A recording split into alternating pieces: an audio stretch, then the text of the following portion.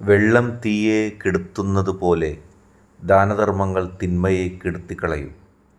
ദാനധർമ്മങ്ങൾ നിങ്ങൾ ചെയ്യുക.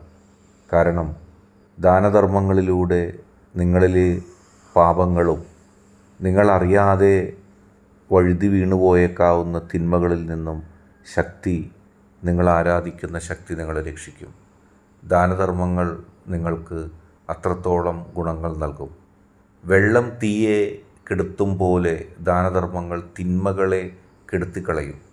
തിന്മകളെ തോൽപ്പിച്ച് നന്മകളുടെ ലോകത്ത് നിങ്ങളെ നിലയുറച്ച് നിർത്തുകയും എല്ലാ തരം പ്രതിസന്ധികളും വെല്ലുവിളികളും ദുഷ്ടശക്തികളുണ്ടാക്കുന്ന എല്ലാത്തരം ഭീകരമായ അവസ്ഥകളിൽ നിന്നുമെല്ലാം നിങ്ങളുടെ ശക്തി നിങ്ങളെ പരിപൂർണമായി രക്ഷിക്കും.